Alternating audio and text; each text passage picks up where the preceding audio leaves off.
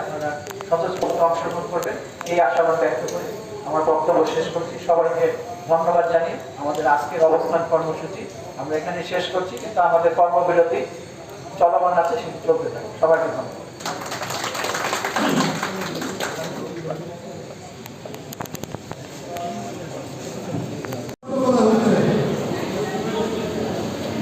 দীর্ঘদিন যাবৎ আমাদের এই আন্দোলন চলছে। আমরা অত্যন্ত দুঃখের সাথে দেখছি আমাদের যারা নীতি নির্ধারক তারা কেউই কর্ণপাত করছেন না। কোন রকম আমরা তাদের ভূমিকা দেখছি না যে আমাদের এই চলমান আন্দোলন এবং শিক্ষা ব্যবস্থাকে পুনরায় চালু করার জন্য তাদের কোনো চিন্তা আছে কিনা। পাশাপাশি আমরা দেখছি আমাদের আন্দোলনকে ব্যাহত করার জন্য প্রতিনিয়ত বিভ্রান্ত ছড়ানো হচ্ছে। কেউ বলছে শিক্ষকদের এই দাবি অযৌক্তিক, কেউ বলছে আমরা এতদিন কেন আমরা কোনো উচ্চারণ করিনি, আমরা কেন প্রতিবাদ করিনি, এখন আমাদের হাতে ঘালে গেছে বলে আমরা কাজ করছি। তাদেরকে বলি, মাননীয় প্রধানমন্ত্রী বাংলাদেশে একটি সর্বজনীন পেনশন স্কিমে আশা ব্যক্ত করেছিলেন।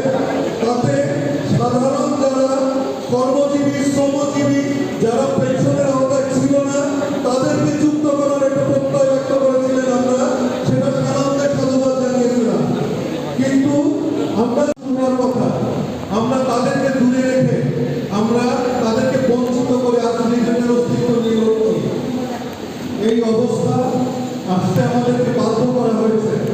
আমরা দীর্ঘদিন ধরে জানি এই বেতন বৈষম্য এবং আমাদের সুপার গ্রেড আমাদের বিশ্ববিদ্যালয়ের স্পেশাল স্ট্যাটাসের জন্য আমরা দীর্ঘদিন ধরে আন্দোলন করছিলাম।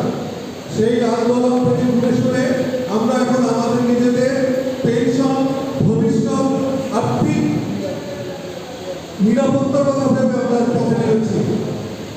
আমরা বিশ্ববিদ্যালয়ের শিক্ষকবৃন্দ সেই বিশ্ববিদ্যালয় প্রতিষ্ঠা লগ্ন থেকে দেশ এবং জাতির স্বার্থে যে আমাদের ত্যাগ, আমাদের অংশগ্রহণ করে আসছি, তার এই প্রতিদান বিশ্ববিদ্যালয় প্রতিষ্ঠা লগ্ন থেকে বিশ্ববিদ্যালয়ের যে আমাদের